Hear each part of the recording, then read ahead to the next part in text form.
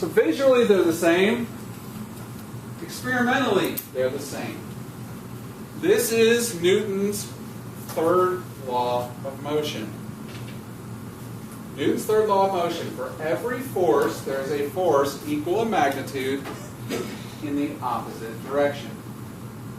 If cart A applies a force on cart B must apply a force on cart A, the exact same numerical value in the opposite direction. This is Newton's third law of motion. This is true in every single case. There is not a case where this is not true. This applies to everything that we look at. Think about how, if I were standing here and I couldn't use my legs to push off the ground, how would I make myself move towards the table? Would you fall? Push what? The wall. Push the wall. Which way am I pushing the wall? You don't fall. Forward. Pushing the wall that way. How am I moving this way? Because gravity pulls you down. Or, no, the force pushes you down. The wall provides the same force in the opposite direction. I push the wall to the right. My right. The wall pushes me to my left. So if I push the wall this way, the wall pushes me back out this way. Same force in the opposite direction. How do you walk? Pushing Push it down the ground. It pushes you up.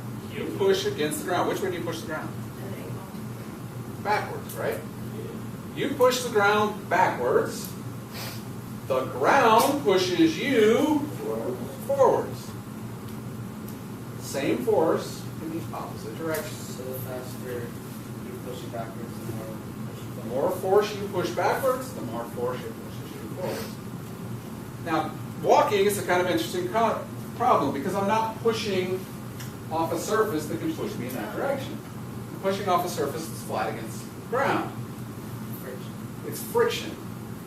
I can't actually push against the ground. It's the frictional force that keeps me from doing it. Think about if you go on the ice. Is it easy to walk on ice? No. Why not? You try to push backwards, your foot slides out from under you. No, there's just not a frictional force there to push forward. There's a little bit of friction, so if you're really careful, you can provide a little force, but there's not a lot of frictional force. So if you try to push hard, your foot just slides out from underneath you. The frictional force would be friction against the ground provides frictional force back on me, I go forward. That's why it's important to have friction. What kind of surface has a lot, what material has a lot of friction? Carpet. What else? Track. Track. What's track made out of? Rubber. Rubber. What's on the bottom of most of your shoes? Rubber. Why do we use rubber? There's a lot of friction. Where else do we use rubber? Tires. Tires need to have a lot of friction. So if the tire doesn't stick to the ground, your tire just spins, and what happens to your car? It doesn't go anywhere. Well, it just keeps going wherever you don't want it to go. You want it to stick against the ground, to provide that frictional force to push the car forward or to stop the car by pushing backwards. When you're walking, you're providing that frictional force to the ground. If you try to push really, really hard, what happens? Sometimes you slip because there isn't enough friction on that surface. When they start the 100-meter dash in track, they need to push as hard as they possibly can to get the feet moving as fast, get them moving as fast as they possibly can. Much acceleration as they possibly can have. What do they use? Starting blocks. What are starting blocks designed like?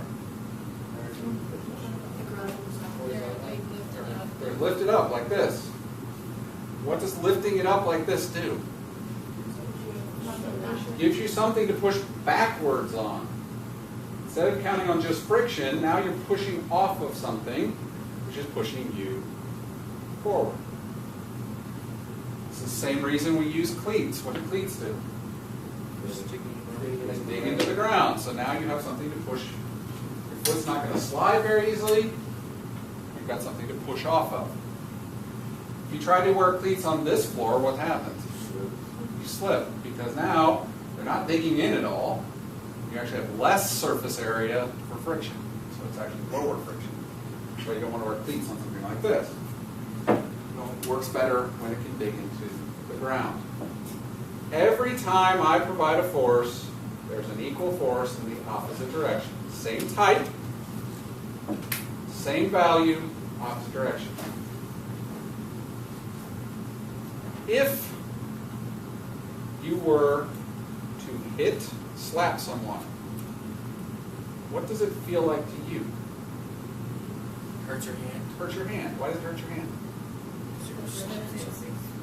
Your Because whatever force you're applying to that person, is applying back to yourself. That's why people break their hands sometimes when they punch someone. They apply force to their hand. That's why it's a really, really bad idea to punch someone with your fist buzz. You punch someone, the same force gets back on your hand, snap goes your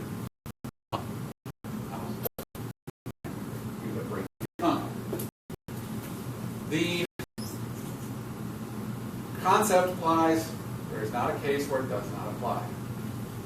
Newton's third law: for every force, there's a force equal in magnitude and opposite direction. It has to be the same type of force. Big mistake I see a lot of people make with Newton's third law.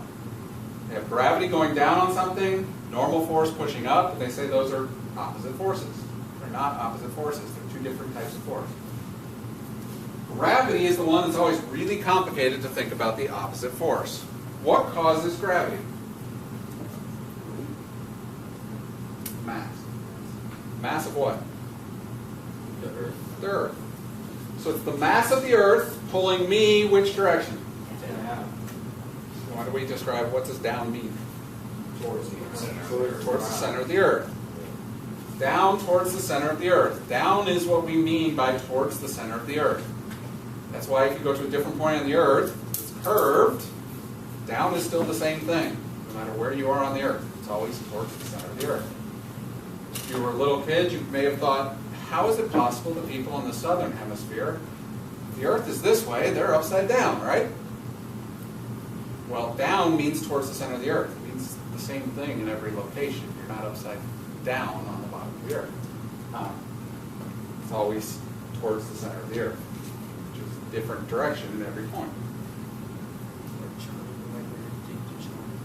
You can dig through the Earth, sure. Down to them would be the opposite. Okay, so gravity is the Earth pulling down on us. The more specific you are in saying the force, the easier it is to talk about the opposite force in Newton's third law. So gravity is the Earth pulling down on us. So what would the opposite be? Us pulling up on the Earth.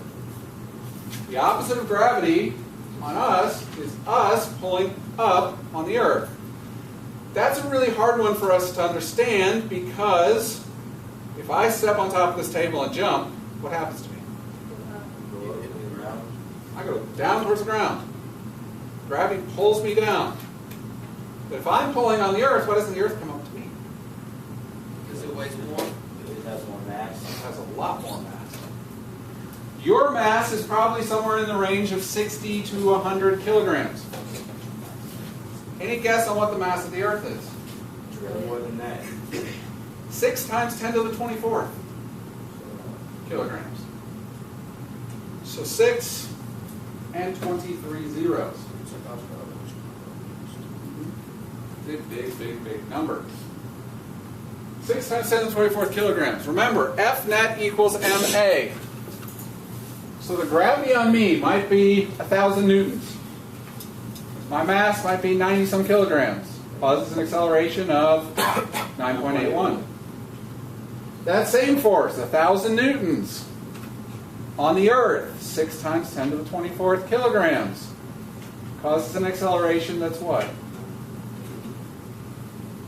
Incredibly small. 1,000 divided by 6 times 10 to the 24th? Oh. point a whole bunch of zeros before you get to the first number. So the Earth is actually moving towards you, accelerating towards you, but it is at such a small value it would take millions of years to move this far. So it's not something you would ever notice. That's why you don't think about it, because you never see it. Even if we took every person on the face of the Earth, 7 billion people, put them all in one spot, gravity pulling them down, them pulling the Earth up, they still would accelerate the Earth probably 10 to the negative 12 meters per second squared. Wouldn't be enough to notice. I don't get it. How does the Earth go back up? You go back up.